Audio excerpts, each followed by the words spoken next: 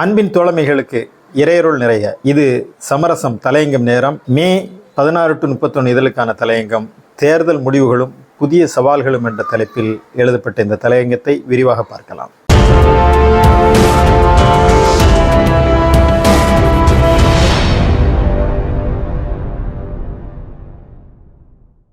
தமிழ்நாடு, புதுச்சேரி, கேரளா, அஸ்ஸாம், மேற்கு வங்கம் ஆகிய 5 மாநில தேர்தல் முடிவுகள் மிக பெரும் அதிர்வையும் பெரும் கவலையும் நமக்கு ஏற்படுத்தியிருக்கிறது. பாஜகவை எதிர்த்து இங்கே அரசியல் செய்பவர்களுக்கான நிலை என்ன என்பதை பாஜக இந்த தேர்தல் முடிவுகளின் மூலம் சொல்லாமல் சில செய்திகளை சொல்லியுள்ளது. மக்கள் தீர்ப்பை நாம் ஏற்றுக்கொண்டாலும் கூட எஸ்ஐஆர் நடைமுறைகள், வாக்கு எண்ணிக்கை, தேர்தல் ஆணையத்தின் வழியாக பாஜகவின் ஆதிக்கம், மின்னணு வாக்குப்பதிவுகள் என பெரும் ஐயங்களுக்கு இந்த தேர்தல் முடிவுகள் இட்டு சென்றிருக்கின்றன. தேர்தலுக்கு பிந்தைய மேற்கு வங்கத்தின் கலவரமும் தமிழ்நாட்டில் ஆளுநர் தலையிட்டால் ஏற்படுகின்ற குழப்பங்களும் பாஜகவின் கொடும்பிடியை இன்னும் இந்த தேர்தல் முடிவுகளின் மூலம் உரத்து சொல்கின்றன.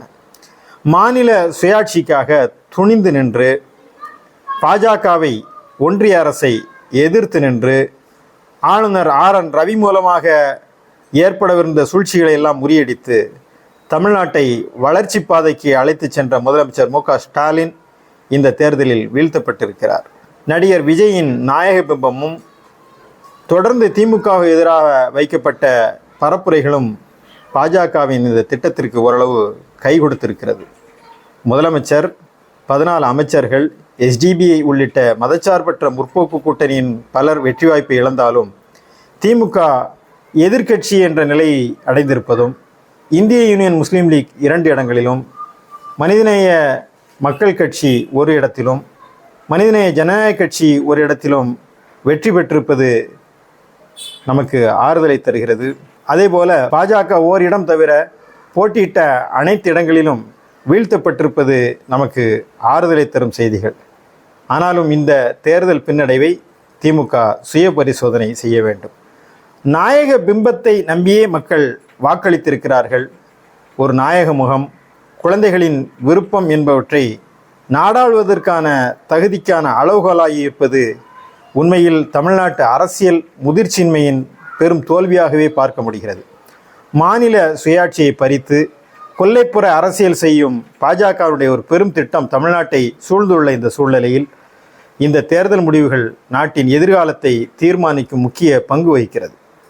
ஆட்சி அமைப்பதற்கான பெரும்பான்மையான பலம் இல்லாமல் 108 தொகுதிகளுடன் வெற்றி பெற்ற தவேகாவை ஆளுநர் ஆட்சி அமைக்க அழைத்திருக்க வேண்டும். ஆனால் அவர் அழைக்கவில்லை. அவர் அலைக்கழிக்கின்றார். 118 என்ற அந்த பெரும்பான்மை எண்ணிக்கையை நீங்கள் கொண்டு வர வேண்டும் என்கிறார். ஆனால் உண்மையில் பெரும்பான்மையை ஒரு வார கால அவகாசத்தில் சட்டமன்றத்தை கூட்டி தவேகா நிரூபிக்கும். அப்படி நிரூபிக்கவில்லை என்று சொன்னால் அடுத்த கட்ட நகர்வை யோசித்திருக்க வேண்டும். அதான் சட்ட நடைமுறை. ஆனால் இங்கே ஆளுநர் ஆட்சி அமைப்பதற்கு அழைப்பதற்கே தயாரில்லை என்ற இந்த சூழ்நிலையும் பார்க்க வேண்டும். இதன் மூலமாக பாஜக என்ன சொல்கிறது என்று சொன்னால், அவர்கள் ஆட்சிக்கு வருவதற்கு முன்பே பாஜகவின் நெருக்கடிகள் தவேகாவிற்கு தொடங்கிவிட்டது. இந்த சூழ்நிலையில் தனு பெரும்பான்மை இல்லாமல் ஆட்சி அமைக்கும் தவேகா மிக பெரும் சவால்களுக்கு முகம் கொடுக்க வேண்டியிருக்கிறது. எந்த சூழ்நிலையிலும் ஒன்றிய அரசின் அழுத்தங்களுக்கு அடிபணிந்து விடாமல் தமிழ்நாட்டு நலனிலும் வளர்ச்சியிலும் முழு கவனம் செலுத்த வேண்டும். ஊழலற்ற ஆட்சி, போதையற்ற ஆட்சி என்ற முழக்கத்திற்கு செயல் வடிவம் கொடுப்பதற்கு முன்வர வேண்டும். டாஸ்மாக் உள்ளிட்ட மது போதைக்கு முற்றிலும் தடை விதிக்கும் அறிவிப்பை முதல் கையெழுத்திட்டு நம்பிக்கையை வெளிப்படுத்த வேண்டும். தவேகா சட்டமன்ற உறுப்பினர்கள் தேர்தல் பரப்புரையின் போது கட்சி தலைவர் விஜய் முன்னிலையில் அவர் முழங்க ஒரு உறுதிமொழியை ஏற்றார்கள்.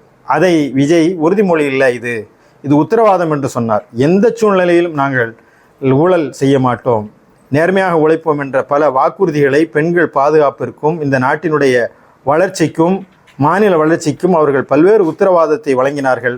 அதை நடைமுறைப்படுத்த வேண்டும்.